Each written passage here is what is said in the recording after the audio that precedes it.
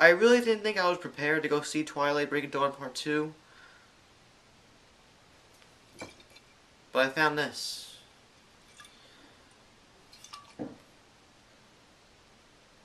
See you in a bit. I've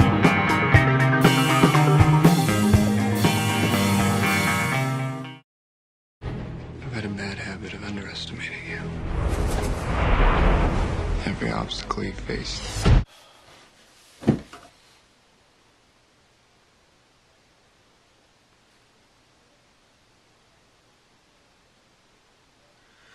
Hey everybody, welcome to MaffmanJones Reviews, and today's featured movie is for the last installment of the Twilight Saga, Breaking Dawn Part 2, as sponsored by Volvo. This movie was both the first and the last theatrical experience of Twilight for myself, and I am so damn happy that it's over.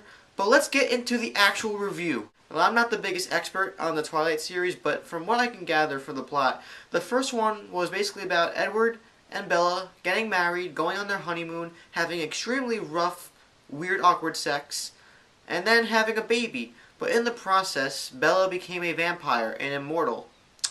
But so it seems that their daughter, who Jacob nicknamed Nessie, because I can't pronounce her real name, ridiculous. Now, their daughter is a hybrid of vampire and human, and she's growing at a very rapid rate, and she's one of these rare types of vampires that poses supposedly a big threat to all vampires across the world. And the Volturi, now for all you people who don't watch Twilight, including myself, and I had to find out about this about 5 minutes ago, the Volturi are a group of vampires who basically oversee and overrule the other vampires, and they basically control the law. So now Edward, Bella, Jacob, and the Cullen family have to stick together and assemble an army of vampires and all they could find to fight against the Volturi to protect the daughter Nessie.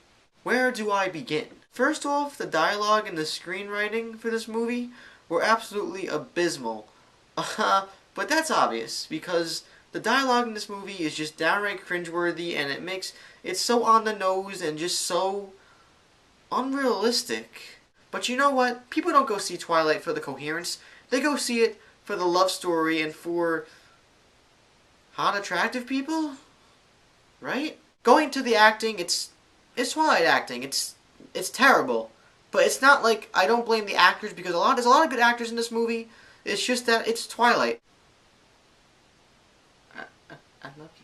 The movie as a whole is very awkward. There's a lot of scenes that just drag on forever and they don't seem to end. And there's other scenes that happen and just they're rapidly done. And the editing in general is just really off-putting. It's just things just happen out of nowhere and it just didn't feel right. There's an abundance of utilization of music in this movie, and I don't mind music. There's a lot of music in a lot of movies. And I mean actual music, not orchestrated scores. I'm not a woman, I'm not a girl, I'm not a Twilight fan, so I don't know how the music sets the tone, but the music, in my opinion, in this movie had no relevance, had no purpose. It was just there. From my perspective, I would think the music is there to relieve tension and awkwardness from the audience, because the dialogue is so terrible that they need music in there to just, try to keep people sane. Oddly enough, I find it very difficult to talk negatively about Twilight for a long time, because it's Twilight. It's Twilight. That's all you need to say. Quote unquote, it's Twilight. So, I'm just going to skip ahead to the last third of this movie, which really set me off. So apparently this whole movie is a build-up to the last third of the movie, which is a big fight, this big climax. This is what everybody's been waiting for. And I will admit, as a dude, as a straight dude, I actually kind of enjoyed the fight scene. Along with most of the movie, there are laughable moments in the fight scene too, but for a lot of it, I actually kind of enjoyed it, despite the abundance and the overuse of beheadings, which apparently is the only way you could kill a vampire, or anybody for that matter in this movie. Something happens, this twist, and it's just, what the fuck was that? And then followed by this twist, which was ridiculously dumb and preposterous, a Deus Ex Machina comes in. And to explain to you guys, a Deus Ex Machina, for all you non-filmmakers and non-film buffs out there, is just a resolution to the plot of a story that comes out of nowhere and makes no sense. Just comes out of nowhere and just resolves everything. It's just like, okay, all done. And then I won't spoil, but the ending is a very lovey-dovey, oh, so cute kind of ending for all you Twilight fans out there, just to remember the past 4 years of your lives.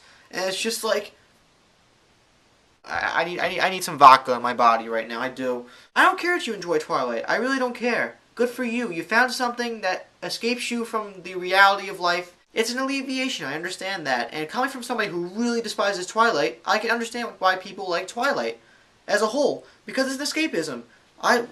Us guys, especially me, I love Avengers. And Avengers may not be the best movie in the world, but it helps me escape. But you have to understand something here.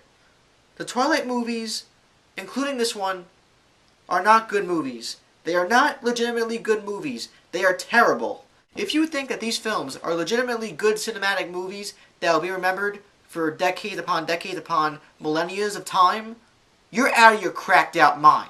Let's just end this review already. I'm going to give this movie 1 out of 5 stars. It's just...